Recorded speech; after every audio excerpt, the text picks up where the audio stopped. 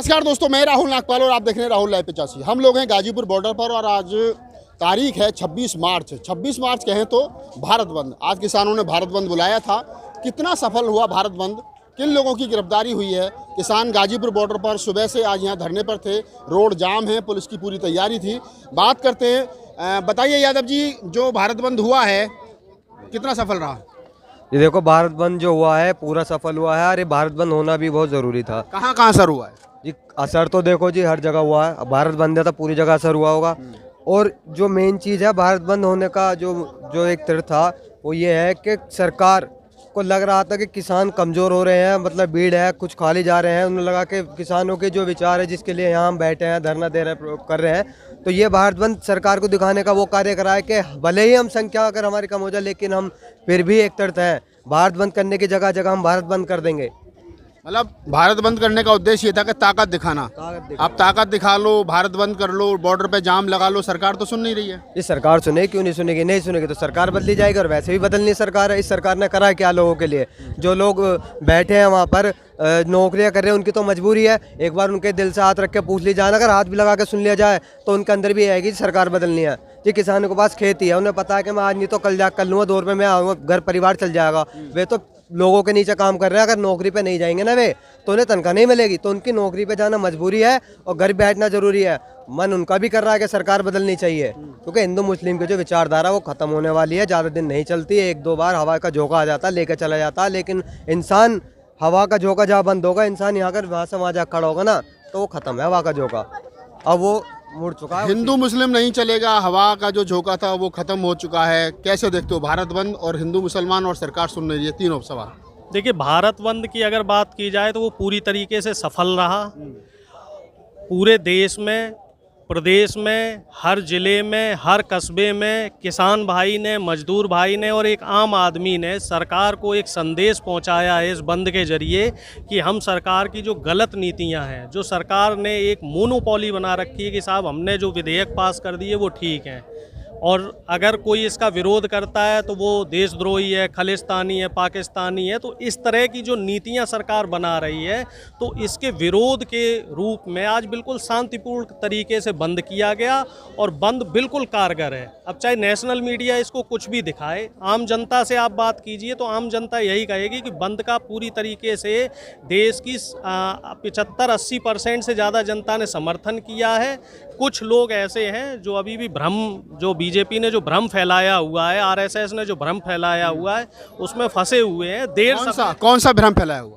जो जाति का, धर्म का, वर्ग का, समुदाय का, बीजेपी हमेशा देश को तोड़ने का काम करती रही है। देश की एकता को, अखंडता को, प्रभुता को इन्होंने तोड़ने का काम किया। पहले इन्होंने 2014 से पहले हिंदू मुस्लिम वाला एक जो देश में नफरत है वो फैलाई। फिर उसके बाद अब इन्होंने किसानों के लिए बोला कि साहब ये तो एक वर्ग विशेष का, खालिस्तानियों का आंदोलन है। इस तरीके का भ्रम फैलाया। लेकिन जैसे जैसे ये आंदोलन आगे बढ़ रहा है, अब लगभग 4 महीने हो चुके हैं आंदोलन को, और 4 महीने हो गया, 4 महीने हो गए। और अब आप देखिए इस आंदोलन में, आज की तारीख में, इस देश के हर वर्ग का, हर जाति का, हर समुदाय का, चाहे वो कश्मीर का हो, चाहे कन्याकुमारी का हो, चाहे आसाम का हो, चाहे गुजरात का हो, राजस्थान का हो, देश के किसी भी भाग का आदमी हो, हर आदमी एक सुर में, एकजुट में साथ है। इसी बीच में मैं आपसे एक बात और कहना चाह रहा हूं कि आज भारत बंद के साथ साथ बिहार बंद भी है। तो नेशनल मीडिया हो सकता है इस चीज़ को नहीं दिखाएगा। बिहार में परसों जब डॉक्टर राम मनोहर लोहिया साहब को हम जन्मतिथि के रूप में मना रहे थे, राम मनोहर लोहिया साहब संविधान को मानने वाले नेता रहे हैं, देश के आम आदमी की आवाज़ को उठाने वाले नेता रहे हैं, और उसी दिन शहीदी दिवस भी रहा है।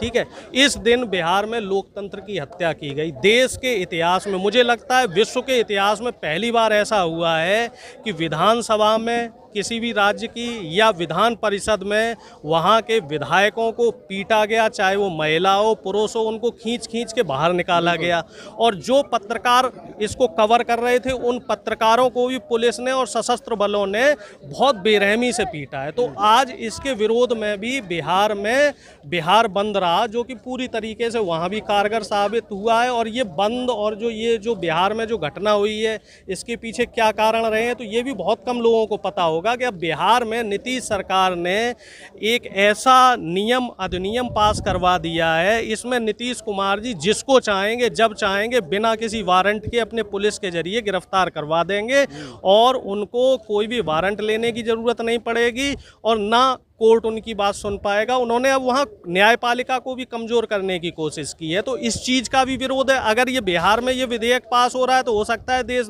धीरे धीरे देश के हर हिस्से में पास हो जाए और धीरे धीरे हो सकता है देश में इसी तरीके से लोकतांत्रिक व्यवस्था को भी ख़त्म कर दिया जाए। तो ये बीजेपी और बीजेपी के साथ जितने भी दल हैं ये सब लोग लोकतंत्र पे चोट पहुंचाना चाह रहे हैं, ये संविधान पे हमला करना चाह रहे हैं। तो इस समय किसान आंदोलन को मैं आपके माध्यम से सभी से ये निवेदन करना चाह रहा हूं, चाहे वो किसानी से प्रत्यक्ष रूप से जुड़ा हो या ना भी जुड़ा हो, फिर भी वो किसानी से जुड़ा है, क्योंकि 2 वक्त की रोटी सभी खाते हैं और वो किसानी से ही मिल रही है।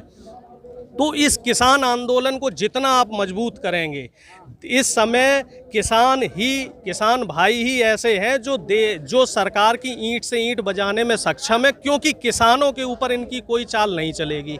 ना इनके ऊपर जाति का कोई कार्ड चलेगा, ना धर्म का कार्ड चलेगा, ना वर्ग का कार्ड चलेगा, ना संप्रदाय का कार्ड चलेगा, क्योंकि किसान हर समुदाय, हर वर्ग, हर जाति से आता है, देश के हर हिस्से में किसान है। तो मेरा ये निवेदन है सभी युवाओं से और जितने भी लोग ड्राइंग रूम में बैठे हुए हैं सभी से ये निवेदन है कि किसानों की आवाज़ को बुलंद करें। और ये मुझे लग रहा है कि आखिरी मौका है आप सभी के सामने। अगर इस समय आपने किसानों की आवाज़ को बुलंद रखा, सरकार को झुकाने में आप कामयाब रहे, तो आप संविधान को और अपने मौलिक अधिकारों को बचा पाएंगे। और अगर कैसे भी 1% कहीं भी नाकामयाब हो गए तो देश फिर से गुलामी की तरफ चला जाएगा और देश में जो मध्यम वर्ग पनप रहा है, फल फूल रहा है, 2 वक्त की चैन की रोटी खा रहा है, अपने बच्चों को अच्छे स्कूल में पढ़ा रहा है, अच्छी एजुकेशन दे पा रहा है, ठीक ठाक नौकरी कर पा रहा है, तो वो सारी व्यवस्था ख़त्म हो जाएगी। मध्यम वर्ग पूरी तरीके से ख़त्म करने पे तुली हुई है ये सरकार, क्योंकि ये सरकारी जितने भी निकाय हैं उनको बेचने पे तुली हुई है। हर जगह ये निजीकरण ला रही है और निजीकरण में क्या होगा, आरक्षण ख़त्म हो जाएगा। तो इससे जो मध्यम वर्ग, जो बहुजन लोग, जो 2 वक्त की रोटी का जुगाड़ कर, आपने आरक्षण की बात कही, अब मैं आरक्षण पे थोड़ा लेटर एंट्री शुरू कर दी है सरकार ने, डायरेक्ट आईएएस बना रही है, तो ये भी तो दुखद प्रश्न है। इसमें भी हमारे समाज के लोग सोए हुए हैं। अगर लेटरल एंट्री आपने शुरू की है तो हम लोग आवाज़ क्यों नहीं उठाते? क्या प्राइवेट निकायों में एससी एसटी ओबीसी तो SC के लोग प्राइवेट, मैं यादव जी वही कह रहा हूँ कि SC ST OBC तो पक्का हिंदू बना पड़ा और हिंदू की सरकार चल रही, तो वो क्यों बोलेगा? इनको भी तो उसमें बात करनी होगी ना। ये भी अपनी भागीदारी लेटरल एंट्री में भी सुनिश्चित करें, आंदोलन करने होंगे। और सबसे आसान तरीका आपके साथ है, आप लोग किसान भाइयों के साथ जुड़िए, आप भी अपने मुद्दे रखिए। जब किसान अपने हक के लिए तो किसान नहीं लड़ रहा, किसान अपनी आने वाली नस्लों और अपनी फसलों के लिए लड़ रहा है। जब किसान इतना बड़ा आंदोलन लड़ सकता है, इतना बड़ा, तो आपके किसान अपने साथ दूसरों को लगा कहाँ रहा है? दूसरों को तो लगा ही नहीं, सब लगे हुए हैं, सभी साथ में। NRC CA पे बात नहीं हो रही है, दलित एट्रोसिटी एक्ट पे बात नहीं हो रही है, OBC के अधिकारों पर बात नहीं हो रही, कहाँ हो रही है? सभी मुद्दों पे बात हो रही है और जो सबसे बड़ा मुद्दा है उस पे पहले बात हो रही है। पहले किसानी की बात होगी, उसके बाद ये जो सारे मुद्दे हैं इन पे बात होगी। अब आप देख लीजिए कि एक नया वो रोहिणी कमीशन भी आ रहा है ना। रोहिणी कमीशन में क्या है कि जो बहुजन समाज, जो अभी creamy layer, non creamy layer, तो इसमें भी ये देश को बांटने का काम कर रहे हैं। ये बिल्कुल मिडिल वर्ग को तोड़ देंगे। मिडिल वर्ग को जो सरकार की मंशा है ख़त्म करने की है पूरी तरीके से। NRC CA के बात अगर हम बात करें तो NRC CA में लोगों की नागरिकता छीनने का सवाल था।